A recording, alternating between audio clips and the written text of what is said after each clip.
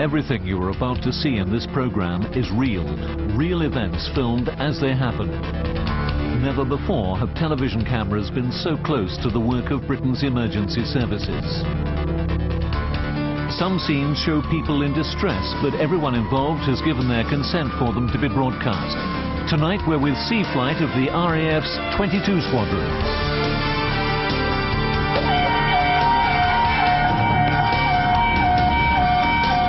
In North Wales, the RAF search and rescue teams are on call night and day.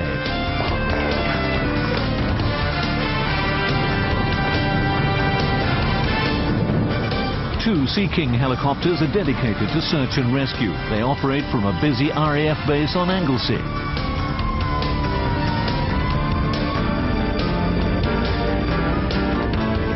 With a range of 250 miles, they're called out almost every day. Their ability to respond rapidly can make the difference between life and death. We are aboard the helicopter call signed Rescue 122. The first call is to the North Wales coast, where a father and son are missing at sea. Their 14-foot cabin cruiser was due back at Llandudno hours ago. An anxious wife has raised the alarm. The crew use high-tech night vision goggles to search intensively throughout the hours of darkness, but all they find are fragments of the missing boat, which appears to have capsized. There's no sign of any survivors. As day breaks, a fresh crew continues the search on board Rescue 122. Rescue 122, this is Holyhead Coast Guard. Request a shoreline search from Rill, Easterley. 2 persons believed missing. Over. Looking for a 14 to 15 foot long, white-hulled, blue cabin, cathedral-hulled boat with 2 outboard motors, and its name is Chaz's Dream. There's one adult and one teenager, is it? Father and son. The father, I believe, is an asthmatic and did actually have an asthmatic attack yesterday. It's the 4th time he's been out in the boat, and it's new to him, if you like. Yeah, but he's chartered boats before. An hour and a half before low tide, aren't we? Father and son have now been missing for 14 hours and both have health problems. The father suffers from asthma, his son's an epileptic. Despite summer sea temperatures, they've little chance of surviving overnight. RNLI lifeboats are also scouring the search area. This one's launching from Rill. I'll take a full tour around Puffin Island to start, and then follow the coast around, down to Beaumaris, across the other side, and along the coast from there. Look at this. It's perfect, isn't it? Yeah. Well, it doesn't get much better than this for searching, does it, really? The pilots, both flight lieutenants, are Simon Wilson and his colleague Andy Barr. The winchman, loadmaster Sam McDonough, is paramedically trained. He reaches casualties on the end of the winch line, operated by Sergeant Graham Phillips. The crew are now searching an area of 200 square miles, checking out every possible sighting. The missing father and son and their small boat could be anywhere. White-hulled, blue cabin. Yeah. Yeah, how many boats we'd like to see with white-hull and blue cabin today? 3026. Alright, I'll start to bring the speed back to 2, like that one up on the shore there at the rocks. That's a white-hulled boat, isn't it? It's got no engines on the back, but that doesn't mean anything. It's been there some time, by the look of things. Yeah, you're right. That's about the size you're looking for anyway. Yeah, it's a smash. Yeah. Do we know whether these people have life jackets on or not? They did. There were 5 life jackets on board. They don't know about flares. So our worst case is looking for someone stuck in the water with a life jacket. Yeah. Okay. Might have had a handheld radio, but she wasn't sure if he knew how to use it. Okay, that's handy. The crew of the Rill lifeboat continue to comb the North Wales coast. Graham, is it worth you just putting in a drink? Stop, come left. There's a orange ring in the water. At last, a hopeful sign. They've spotted lifebelts, which may be from the missing boat. It's now 15 hours since the alarm was raised. 40, 20, fire smoke now. Smoke away. Graham has fired a flare to mark the floating rings and guide Simon, the pilot, to the spot. We're going to have a look at this. Holyhead Coast Guard Rescue 122. We've just spotted an orange ring in the waters. We fired one orange smoke and we're just going to investigate. Roger, out. Static line, long lead, winchman attack. Bit of winch. Steady. Winch is over the side. Steady. Steady, just get some more height. Yep. Dead ahead, forward 3, 2, 1, steady. Steady. Left 1. Forward, one and left. Steady. Winchman has the rings clear the water. Sam lets go of the rings. They're not from the missing boat after all, but markers for lobster pots. The rings have returned to the water. Roger. I've got a funny feeling that they're blooming pot markers tied to the bottom. Roger. I think a marker was something more specific than that, wouldn't you? Disappointment for Rescue 122. The boat has now been missing for 19 hours. But suddenly, the Rill lifeboat 3 miles away has spotted something. Could it really be survivors after all this time? Holyhead Coast Guard, Holyhead Coast Guard. This is a Rill lifeboat. We have a one-man waving in the water. We are proceeding to his position. Latitude, longitude. A 5-3, a 2-1 north, a 0-3, a 4-7, a decimal 9, a west, over. Rescue 122. Request you proceed to our position, over. We're en route. One go, en route, 6 minutes. Just one casualty on board, over. Affirmative, one casualty on board, over. Coxswain is talking to him, trying to get some more information, over. Brilliant. Rescue 122 races to meet the Rill lifeboat, which has picked up one survivor. Correction, Rescue 122, Rill lifeboat, casualty condition, very poor, very poor. As soon as, please, over. Well, lifeboat, Rescue 122, ETA, approximately 5 minutes. Do you have smoke available? Affirmative, we have a red hand flares, if you wish, so. Roger, once we're at about a mile of you, if you can pop one off, please, sir. The lifeboat's radio message to Holyhead Coast Guard is monitored by the helicopter crew. Go ahead, over. I've just spoken to the survivor. The last time he had contact with his partner was 11 o'clock yesterday evening, 3 miles north of Colwyn Bay, over. Roger, were they both wearing life jackets, over? Negative. The survivor inverted his waders and they were tucked under his arm. That's what kept him afloat. Okay, take it still up. Rill lifeboat, Rescue 122, requesting a smoke now. The Rill boat sends up a flare so that the helicopter pilot can gauge the wind speed and direction. Okay, my windows coming out. Be clear to wind me down gently to 50, please. Long lead winchman attached for a deck. Okay, casualties on the bow. Understood, but in fact this may become very uncomfortable. Okay, I'll go down. Suss it out. And then you can send the stretcher down to me as required, okay? Roger, clear the wind. You are clear to winch. Any problems, I'll be going left and away from the vessel. Steady.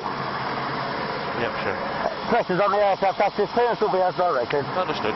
Roger to the vessel, right 6. As Sam is winched down, it becomes clear that the survivor aboard the lifeboat is the father who has asthma. There's still no sign of his son. On the deck, off the hook. Steady, winch it in empty up, move left and back. Left and back, understood. Hello mate, can you hear me? I'm Sam, alright? Let's have a look at your eyes. Yeah, can you remember everything that's happened? Right. Can you go and tell the man on the radio, the cops, we're going to double stop them for casualty? Double stop? Yeah. 150, slow ahead please, Andrew. Roger, okay. Have you had an asthma attack since you've been in the water? Mum? It's got feeling and it's out on his feet. Right. What I want you to do, what's your name again? John. What I want you to do, John, is just relax and the guys are going to support you. And then I'm going to take you up to the aircraft. Don't grab hold of anything. He's coming round now. Have you found out what happened with the boat? Yeah, it just flipped. It just flipped, did it? At 11:30 last night. Right, okay. The helicopter came out towards us. Last night? Yeah. We turned off 50 yards because... Alright mate, sorry. Now he's safe, John shrugs off the helicopter just missing him in the dark. He was saved by his son Charles inflating a pair of waders to keep him afloat. The last time he saw his son was when Charles had set out to swim ashore to try to raise the alarm. Forward, one right. Steady. Winchman has a hook. Steady, 20 cable. Roger. Steady. Winch again. Clear deck, move back. Back. 30 feet of cable. One target. Your target. 20 feet of cable. John survived 19 hours in the water. A man his weight in sea temperatures of 10 degrees would normally survive 4 hours at most. Pushing the cabin door. Have the cabin door. Hoist the pilot. As John's winched aboard the helicopter, the lifeboats step up their search for his son. Seat winch him. We are safe single. Seat winch him. Get you up there, John.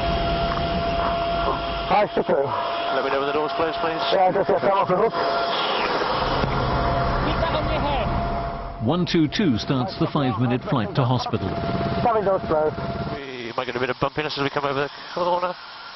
Okay, he's in quite reasonable health actually. Yeah. Considering he's been in the water for so long. Let's make sure we keep it that way till we get him to hospital then. Yeah. The boat actually flipped last night. I'm going to put you on oxygen now, okay? Just how you get over the shock. I'll get you a drink of water in a minute. Alright, John? We've got a pulse of 88 and a sats of 100 at the moment. Okay, no problem at all. Good. Are you going to need to go in and chat, Sam, for long, or...? What I do, being as there's still a possibility then that the other one might be afloat, is that I'll hand over to the paramedic crew. Yeah, sounds good. Just as John's condition seems to be stabilising, there's a sudden crisis. He goes limp and is apparently unconscious. Fucking hell, John, don't do that. Don't do that, John, please. Sit up for me. Sit up. Get him up. They rush to sit him up. John isn't yet unconscious, but he is drifting in and out of sleep as exhaustion sets in. Pardon? Yeah, all right, you're tired. I'm sorry, mate. I just need you to keep awake, all right? Keep awake, John. Please, because I need to know that you're awake. Right, he's falling asleep. Because he's been awake for so long. I just thought we'd lost him then. Please try and just keep awake a little bit longer, okay? It's just you frighten the shit out of me then. There's no ambulance there at the moment, or he's backed off the other side. Did the other one manage to get a life jacket on? Neither of you. 3, 2, 1. As they land at Bangor Hospital, Sam tries to find out more from John about his missing son. He blew his waders up as well. Did he have waders up? Just trainers. All right. Ambulance is here. Stay there for a minute, John. So quick, we couldn't get to him. All right, mate.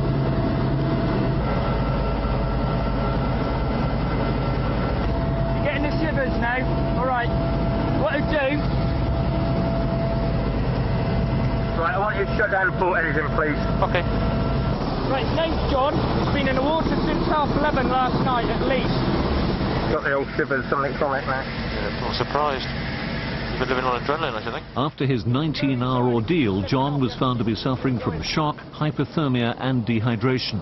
But by far the greatest blow was yet to come. The intensive search failed to find his son Charles. His body was recovered 2 weeks later. John! Stay awake!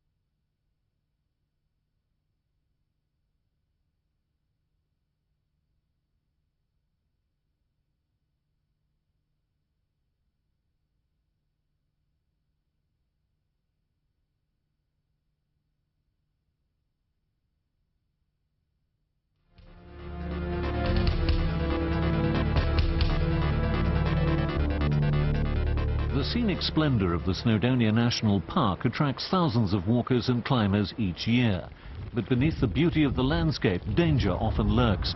Today, a girl has fallen from a high ridge, and the mountain rescue team has been called out. Hello, Western Control. Yes, Sam Roberts here at the Warden Centre at Penner Pass. We've had a report of an incident on Snowdon, and I'd like you to scramble 22 Squadron. There's a young girl, fallen about 30 feet, injured her leg, her back and her head. So there is some urgency here. I'll give you the grid reference now. It's at 61555.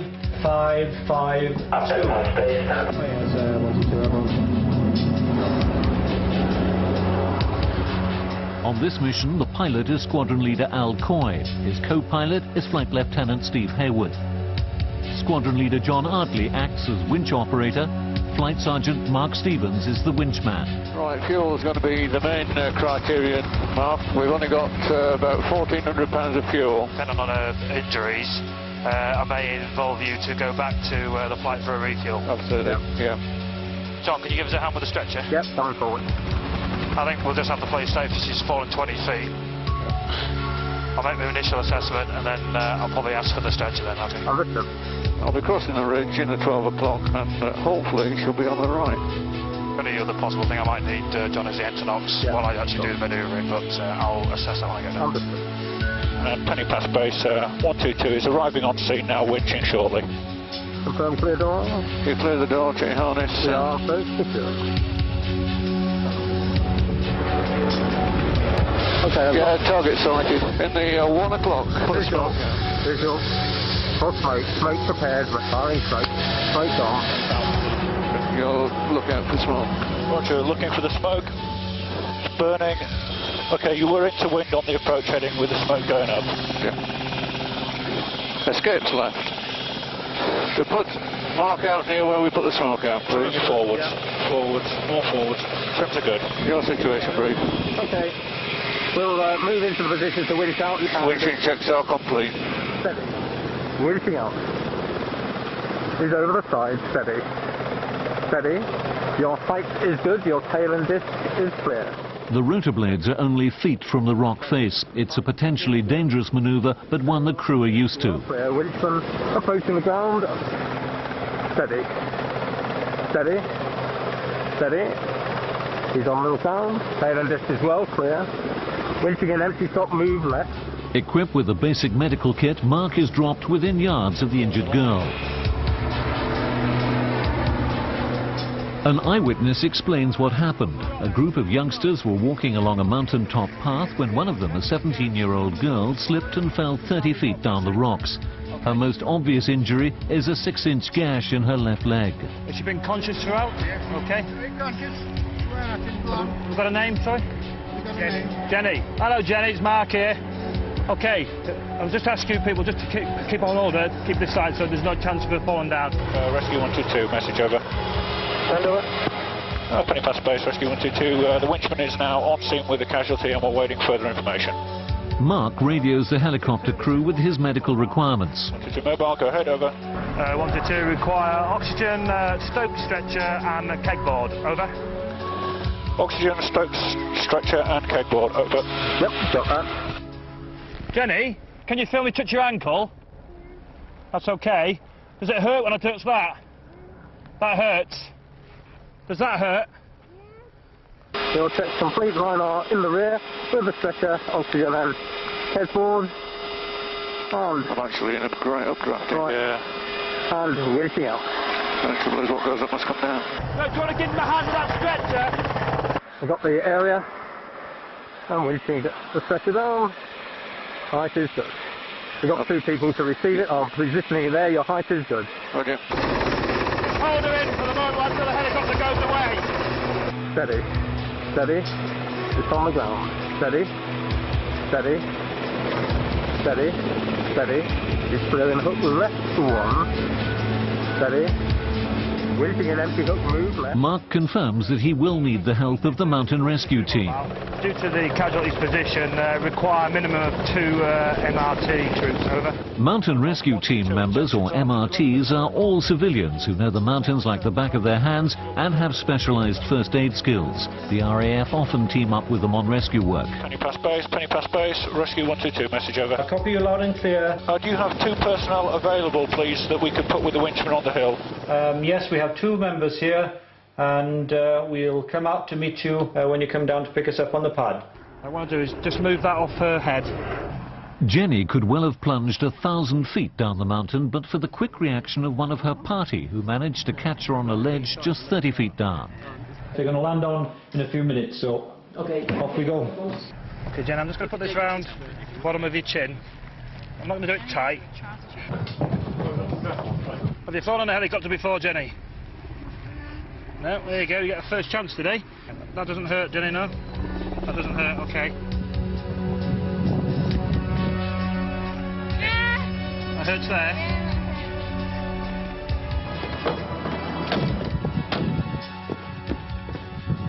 still feel quite warm, Jenny? Yeah. Yeah, you're not cold at all. How about your feet? Can you still feel your feet? No. Not at all? No. Can you wiggle your toes? Yeah. Right. That's good. You just keep it on there. Right. What I do, I just want to keep your head straight now then, Jenny, alright? So I'm just going to move it so you're looking directly down. Jenny has suspected spinal injuries and a broken ankle. There you go. And if you just hold the head there, please, and keep it in that position. It'll feel uncomfortable at first, this, but once we start moving you around, it'll keep you nice and steady. The helicopter lands at Penna Pass to pick up 2 members of the MRT. Well above the wall. Clear forward and down to the landing point. Forward 3 descending. Forward 2 descending. Forward 1 descending. Steady, take your high below vertical to land on with 3 on 2, 1, tail about to touch. Tail touching and range you're cleared lower. Brakes are on. Like all members of the MRT, Sam and Elvin are unpaid volunteers on call 24 hours a day. Just came through the desk now. They're used to working in the most inaccessible parts of the mountains. Their skills and Mark's expertise will get Jenny off the mountain as quickly and safely as possible. Okay, brakes coming off. If you can try and get your legs, your knees, underneath her, okay? That's what we're doing at the moment. Right, okay. And what I'm going to do is actually basically just lift her slightly, just enough, only about an inch, so I can slide this splint under the back, okay? The thing is a bit precarious and it's loose, you see. Yeah, well, tell me about it. In the door, ready to go. They are checked. And target area located. Okay, looking for the winching area. 55%. Height is good. Winching out. Steady, over the side. Steady. Okay, happy? Happy, ready to continue? Yep. Tail disc well clear. Right 1. Height is good. Tail disc well clear. Bringing them in again. Steady. Steady. On the ground. Steady. Steady. Clearing the stop. Steady. Okay. You just go back that side. Watch your ankle. Okay, Jenny. Yeah, we're going to have to try and lift you, okay? Hook the hand. Clear bum behind. Up and away. Right, just listen in, everybody, now. Jenny, you just keep with us. It's going to hurt slightly, but we'll have to lift you, all right? You know why we have to do this, don't you? Yeah. Okay, so you have a good scream if need be. Jenny's moved onto a spinal board to protect her from any further injury. Okay, after 3, 1, 2, 3, lift. Got it good. There we go. We've got 900 pounds. I think it's wise to go and take fuel. Oh, yes. He's going to be half an hour. He's going to get her into a TED board before he even attempts to get her into the stretcher. If you take it underneath the back of her neck, right, underneath the actual spinal board, all right? Likewise at the rear. Okay, 2, 3, lift. Jenny's transferred to the helicopter stretcher. Nice and easy, don't rush. There we go. How are we doing, Jen? Yeah. The Sea King only flies 1 mile to the gallon and needs to refuel back at base. The helicopter routinely avoids hovering over patients as the rotor noise can be distressing. Soon they'll return to Snowdonia, where Mark is preparing Jenny for airlifting to hospital and finding out more about the accident. How long do you think you've been there then? I don't know. Don't know. Did you black out at all? Yeah. Yeah? Did you just lose your feet in, did you? I don't know what happened. I can't remember any of it. How old are you, Jenny?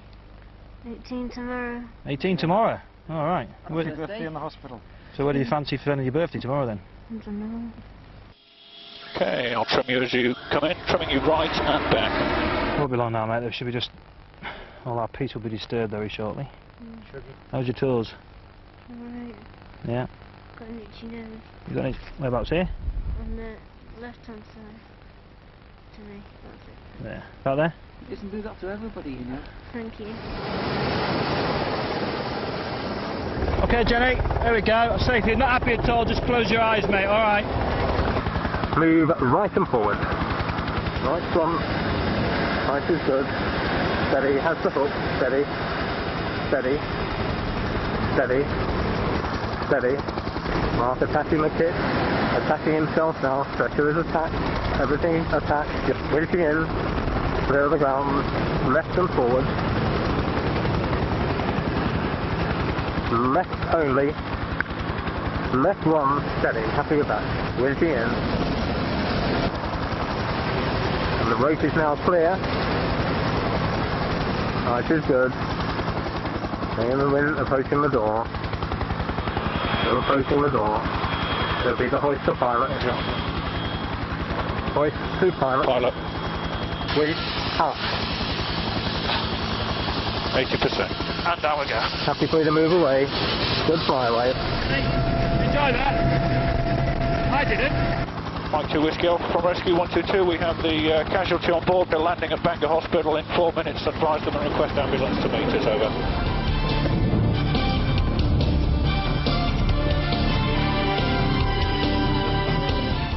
Surgeons operated successfully on Jenny's injuries that night. She spent her 18th birthday in hospital, but 2 months later she was well enough to go back to university. And despite everything, next summer she plans to go mountain walking again on Snowdon. It's a birthday tomorrow by that as well.